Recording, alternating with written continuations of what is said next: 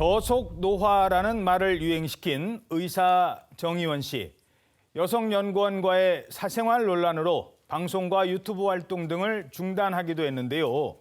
정의원 박사가 여성연구원을 스토킹했다는 혐의에 대해서 검찰이 무혐의 처분을 내렸다고 합니다. 자, 먼저 수사 결과 어떻게 나왔습니까? 네, 정의원 박사는 전 직장의 여성연구원 A씨와 지난 2024년 3월에서 2025년 6월 사이에 사적으로 친밀감을 느껴서 일시적으로 교류한 적이 있다고 밝혔습니다. A씨가 본인이 예약한 숙박업소로 데려가서 수차례 신체 접촉을 시도해서 접촉한 사실이 있었지만 육체적인 관계는 없었다. 그리고 A씨가 부인과 이혼한 후에 본인과 결혼해달라고 말을 했다라고 밝힌 바가 있는데요.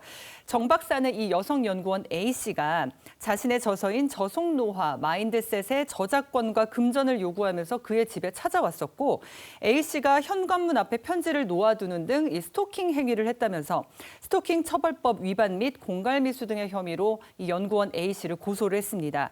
이에 여성연구원 A씨는 이 정의원 박사의 말을 반박을 하면서 맞고소를 하게 됐는데요.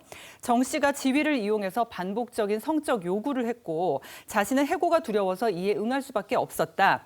정 씨를 위력에 의한 강제추행, 저작권법 위반, 무고, 명예훼손, 스토킹 처벌법 위반 등의 여러 혐의로 경찰에 고소를 했는데 그중에 스토킹 혐의에 대해서 이 정 박사가 무혐의 처분을 받게 된 겁니다. 자, 어떻게 무혐의로 나온 거죠? 네, 그러니까 A씨가 정 박사를 상대로 해서 이제 여러 건을 고소를 했는데 일단은 스토킹 처벌법 위반 혐의만 검찰로 송치가 됐고 위력에 의한 강제추행 혐의는 이제 불송치 결정이 났었습니다. 그 스토킹 혐의와 관련해서는 당시에 A씨 측이 변호사와 얘기를 하라 이런 취지로 이제 전달을 했는데 그럼에도 불구하고 본인한테 여러 차례 연락을 해왔다라는 점 그리고 본인 그 정 박사가 A씨 아버지와 통화를 하면서 딸을 말려달라고 요청을 했던 점 이 부분이 이제 스토킹에 해당한다라고 이제 이 A씨가 주장을 했었는데 이 부분에 대해서 검찰은 당시에 이제 정 박사가 A씨한테 휴대전화 메시지를 보냈던 경위랑 그다음에 이제 그 시기나 횟수 그리고 이제 내용 등을 종합을 했을 때 A씨가 이런 불안감이나 공포심을 느꼈다라고 보기에는 좀 부족하다라고 해서 이제 증거가 불충분하다라고 본 것 같고요. 그리고 정 박사가 A씨의 아버지와도 그동안 이제 의사와 환자의 관계였다. 이런 점을 종합적으로 고려해서 아마 무혐의 처분을 내린 것 같습니다.